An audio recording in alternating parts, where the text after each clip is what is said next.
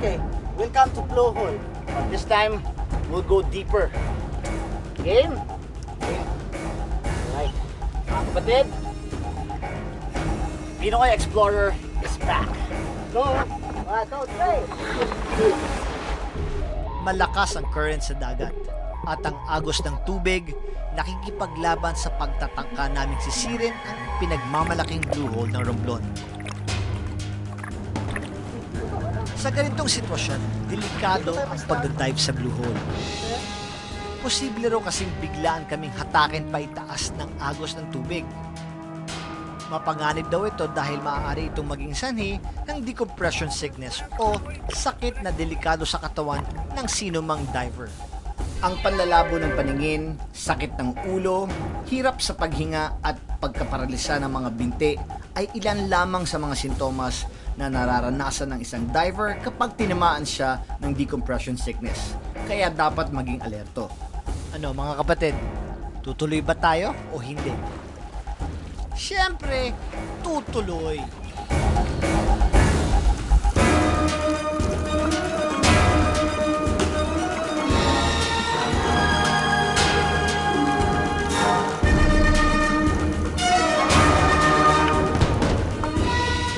Dito sa Pinoy Explorer, hindi kami umuurong sa bawat hamon. Whether we succeed or not, larga.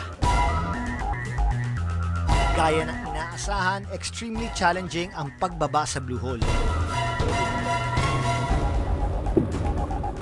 Kailangan naming dumikit at humawak sa mga bato. Bawat isa, kanya-kanyang diskarte.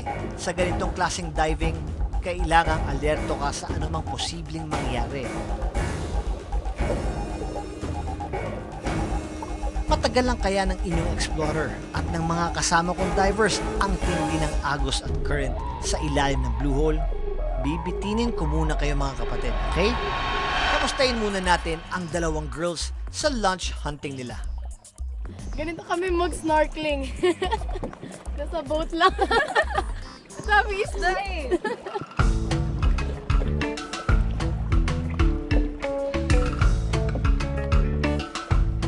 Grabe talaga.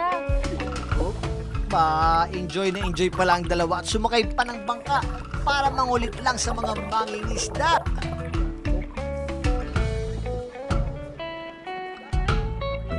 Uy, nakahuli mo. Anong nahuli mo? Grabe. Wait lang. Malaki din nahuli ko. Wait lang ha. Malaki.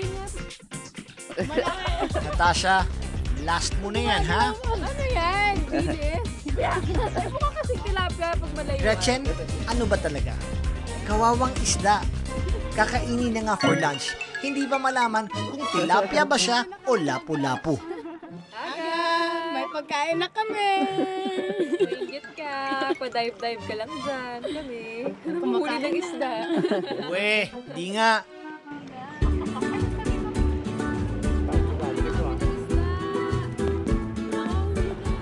So, Aga, maingit ka ngayon ha. Mayroon kaming lapu-lapu, dilis, at octopus. Nauwi Yun, namin oh. to lahat. Miss, akin ang octopus na yan. Ako naman ang nakahuli yan eh. Aha, mga pirata. Nangunguha ng huli ng iba. O siya, back to diving muna ako. Sa wakas, nakababa na rin kami. Pero kahit sa baba, malakas pa rin ang current. Kapag ganito ang sitwasyon, hindi raw kami pwedeng tumagal sa ilalim dahil sadyang mapanganib. Pero sulit naman dahil sa kakaibang marine sanctuary na aming nakita. Ang mga rock walls na bubuhay kasama ng mga coral reefs. Sa bawat pader ng kuweba, masasalamin ang yaman ng Romblon na pinatatag ng mahabang panahon. At ang bawat marine life na umaasa sa bahaging ito ng dagat, ang mas lalong nagbibigay kulay sa mundo ng blue hole. Time's up! Matapos ang halos 30 minutong pagsisisid sa blue hole, kailangan na naming umahon. Pero hindi ito madali mga kapatid. Kung gaano kahirap bumaba, mas mahirap pang umakyat dahil sa current. Kung sumakto lang daw kami sa payapang lagay ng dagat, siguradong mapapasok pa namin ang lahat ng lagusan ng kuweba. Kung tatapusin mo kasi ang diving activity na ito, mararating mo ang lagusan palabas ng Blue Hole. Pero dahil hindi umayon sa aming pakay ang lagay ng dagat, kailangan namin bumalik kung saan lagusan kami bumaba. Sa lakas ng agos, mga kapatid, tignan nyo, hinahatak ako pataas ng tubig. Grabe, ito na ang pinaka-challenging dive na nagawa ko. Habang nakakapit sa mga bato, nakabaligtad pa ang posisyon ko. Kaya naman ang body diver ko to the rescue. At habang inaalalayan niya ako, sige lang ako sa paggapag sa mga bato. Gretchen at Natasha, mukhang kakailanganin ko ang lunch nyo. Mauubusan na yata ako ng energy. Pero kung akala nyo susuko ako, no way. And success! Kinabahan ba kayo mga kapatid? Ako, oo. Pero ang fulfilling part doon, nasubukan kong pasukin ang Blue Hole kahit medyo delikado ang sitwasyon. Kaya Gretchen at Natasha, pabalik na ako dyan. At dahil po sa tindi ng experience ko sa Blue Hole, talaga namang di ko mapigilang ibida ito kina Gretchen at Natasha. Ang ganda sa Yung fishes namin, bakit masyado, maganda? di mo makikita masyado. May pakita ka pa isa, but it's struggle. Even pinari yung hole, di ba? Bago ka makapasok sa unang hole, lalaban ka na kasi yung current pang binublo ko pataas. So, hindi pa nakikita ko sa... So, pag ano kayo, pabato, pababa. Pagdating sa baba niyan, parang biglang bubukong gano'n yan. Bubukong siya gano'n. So, tatago ka dun ngayon. Parang yung current, hindi ka... So, Doon yung resting point. Oo, doon ka parang relax ka na parang gano'n. Tapos dahan-dahan naman binababa yun.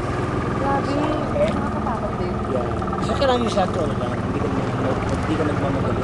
Sabi ng kumain. Oo, di ba? Pag medyo alangan. Kaya yun talaga possibility. Wala kang masasabi. Pero paglabas, daming kwento.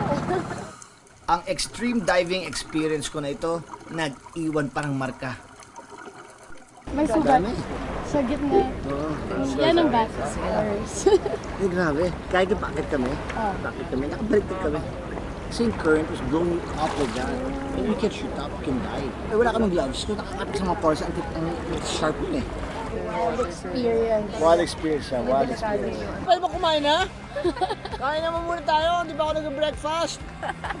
Tapos ano mga kapatid, tumingin-tingin ka lang, ang daming pwede makitang pagkain. Tara't kainin na natin. Let's go. Sa bawat lugar na aming pinupuntahan, iba't ibang yaman ang aming natutuklasan. At dito sa Romblon, ang kakaibang hiwaga na nagkukubli sa bawat isla nito ay naghihintay lang na masilayan ng bawat isa sa atin. Astig talaga ang kakaibang mundo sa ilalim ng dagat. Ang tubig tabang naman ng ating wild world, tirahan din ng mga astig na hayop, tulad na lamang ng crocodile o buwaya. Naninirahan ang mga buwaya sa mga ilog at swamp. Isda at iba pang maliliit na hayop tulad ng mga manok ang paborito nilang kainin. Kung natatakot na kayo sa mga nakikita ninyong buwaya dito, wala pa yan dahil umaabot ang buwaya sa laki na hanggang 20 feet.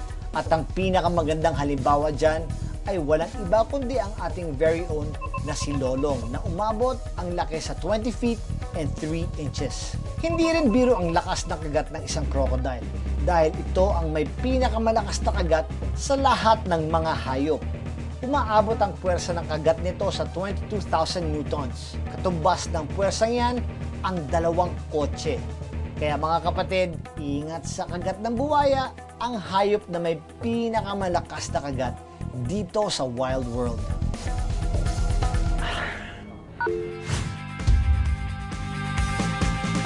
Ako pwede ko sabihin, sa dami na napunta ako na sa Pilipinas, sa mundo, itong Romblon is parang meron siyang kakaibang charm, kakaibang karakter talaga. Nararamdaman ko Mahirap yan. ipaliwanag, pati ang mga tao rito. So magpasalamat sa lahat ng tao. Napakabait ninyong lahat. Walang mainit ulo dito, no? Walang mainit. Wala. Walang mainit ang ulo rito. Bait tao. Di ba? Mabait talaga. Tapos, salamat din sa kamote na kinain ko ngayon, tsaka yung Ganda. puto. Salamat sa inyo lahat. And gusto ko rin magpasalamat sa inyo dalawa. Thank you very much, Gretchen. Thank you, babe. But thank you so much kasi ibang klaseng experience to. Talaga. Never ko ito magagawa ever. Dito lang, Ngayon sa lang ulit ako Pinoy nag-ano. Explore. Ngayon na ulit ako nag-snorkel, grade 5 huli. Tama mo, grade 5 ka? Nung grade 5 ka, grade 7 ako noon eh. So parang, okay, ganun lang, di ba? Dikit-dikit lang. So 5 years old na ako. Ay, joke lang. Ulit lang ako. Mga kapatid, maraming salamat.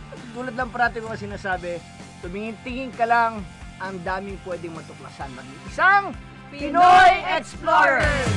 Okay, one, two, three, go!